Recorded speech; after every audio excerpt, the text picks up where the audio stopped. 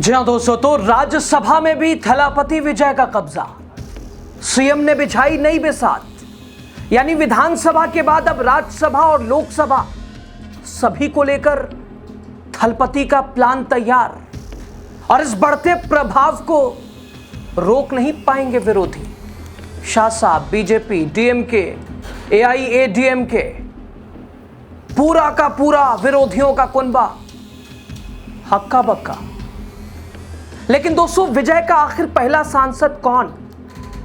दोस्तों, वैसे जब से टीवीके यानी विजय थलपति की पार्टी ने तमिलनाडु की कमान संभाली है, तब से जो कल तक कोस रहे थे, भला बुरा बोल रहे थे, वो परेशान है, सोचने पे मजबूर है। दोस्तों, पहले ही थलपति के लिए शायद दिल्ली वालों ने यह सोचा था कि ज्यादा से ज्यादा 20 से 30 सीटें, लेकिन जब चुनाव का परिणाम आया तो दिल्ली वाले, डीएमके, एआईडीएमके सब ये कह उठे तिल मिलाकर, अरे कैसे हो गया ये। अब दोस्तों, सीएम विजय बन चुके हैं। उन्होंने खेल दिया है अपना अगला दांव, जिसके आगे चेन्नई से लेकर दिल्ली तक हड़कंप मच जाएगा या मच गया है। दरअसल दोस्तों, हम बात कर रहे हैं उस समीकरण की जिसके कारण टीवीके विधानसभा से संसद तक का रास्ता तय कर लेगी। कैसे? लास्ट तक बने रहिए, आपको बताते हैं। स्वागत है आपका द राजनीति का खास सेगमेंट आप देख रहे हैं। मैं हूं यासूब रजा।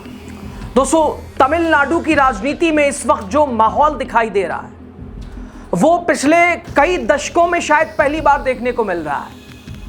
क्योंकि यहां सिर्फ फिलहाल सरकार नहीं बदली है, बल्कि सत्ता का पूरा अंदाज ही बदलकर रख दिया है विजय थलापति ने, टीवीके ने। दोस्तों, विजय सरकार बनते ही कई बड़े फैसले, और जिस वजह से पूरे देश में चर्चा हो रही है, जिसमें 200 यूनिट मुफ्त बिजली जैसी योजनाएं आम जनता के लिए राहत के रूप में सीधे देखा जा रहा है। मध्यम वर्गीय परिवारों के लिए सबसे खास, महिलाओं की सुरक्षा को लेकर स्पेशल टास्क फोर्स, इसके अलावा नशे के खिलाफ भी व्यापक अभियान, यानी कई ऐसे 200 विजय थलपति ने गिने चुने दिनों में फैसले ले लिए कि लग रहा है कि आगे और पूरा देश ये चाहे सीएम हो तो ऐसा। खैर दोस्तों, तमिलनाडु में करिश्माई जीत के कारण सुर्खियों में छाए थलपति विजय अपनी खाली सीट, फिलहाल 2 सीटों पे उन्होंने लड़ा था, 1 सीट उन्होंने खाली करनी है, और उस त्रिची ईस्ट पर भी उपचुनाव में जीतने का प्लान लगातार तैयार करने में जुटे हैं। संभवतः चर्चा है कि अपनी जीती और छोड़ी हुई सीट पर थलपति विजय अपनी लेडी लक और अभिनेत्री त्रिशा कृष्णन को चुनाव लड़ा सकते हैं।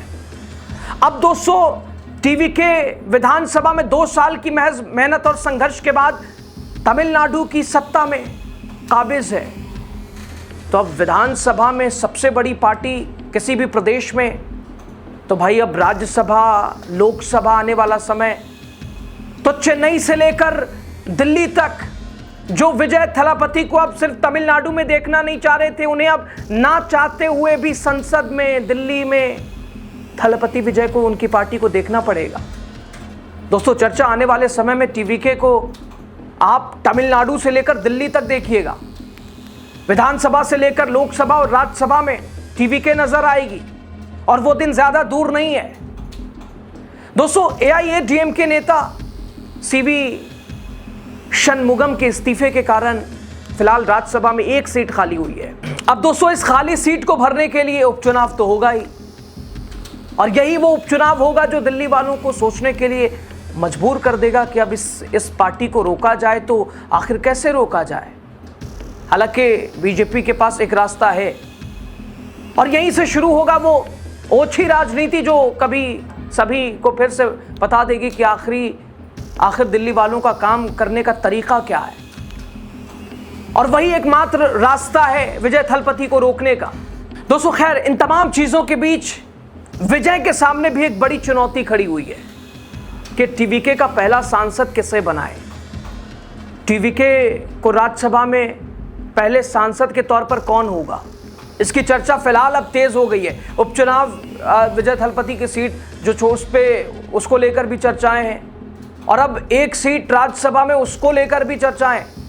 दरअसल एआईएडीएमके नेता सीवी शनमुगम के इस्तीफे की वजह से राज्यसभा में सीट खाली हो गई है।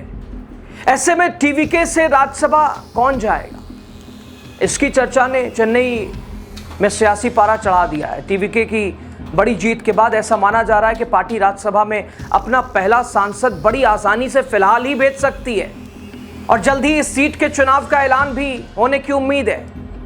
इस रेस में सीवी शनमुगम का नाम सबसे तेजी से आगे आया है।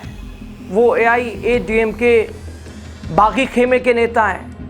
उन्होंने विधायक निर्वाचित होने के बाद एआईएडीएमके से राज्यसभा की सीट छोड़ दी थी। सीवी शनमुगम तमिलनाडु की मैलम सीट से जीते हैं। उन्होंने चुनाव में टीवीके कैंडिडेट को 30,041 वोटों से हराया था। वो राज्यसभा रह भी चुके हैं। अब देखना यह कि सीएम थलपति विजय किसे राज्यसभा भेजते हैं, टीवीके का पहला सांसद कौन होता है।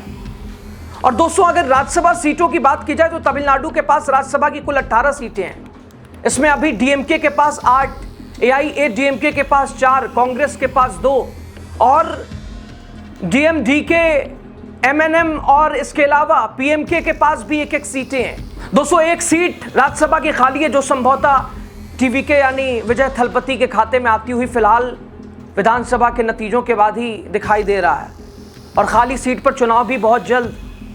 कार्यकाल दोस्तों इस सीट का जून 2028 तक होगा। ऐसे में अगर आने वाले समय में 18 की 18 सीटें विजय थलपति के खाते में चली जाएं तो राज्यसभा में टीवीके एक ऐसा दल साबित हो जाएगा जो दिल्ली की टेंशन बढ़ा देगा। अगर हम लोकसभा की सीटों की बात करें तो राज्य में लोकसभा की 39 सीटें हैं। इन सीटों पर भी आने वाले समय में टीवीके एक मजबूत दावेदार के रूप में सामने आ सकती है 2029 के लोकसभा चुनाव में। अब विकल्प क्या है विरोधियों के पास? विशेष तौर पर बीजेपी आमतौर पर छोटे दलों को जिसका प्रभाव कम करने की कोशिश करती है, कई तरह के उपयोग दुरुपयोग की बात होती है। तो अब दिल्ली के पास विकल्प क्या है? दिल्ली वाले या तो विजय को अपनी तरफ मिलाने की कोशिश करेंगे या फिर परेशान करने की यानी एजेंसियों का उपयोग करके।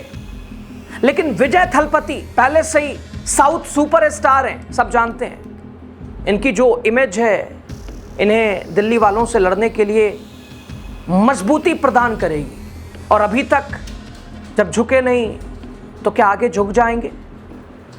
विजय थलपति की पूरी राजनीति को लेकर, उनके प्रभाव को लेकर, संभवतः अब विधानसभा से संसद तक के सफर को लेकर राय जो भी हो आपकी बताइएगा। बहुत शुक्रिया।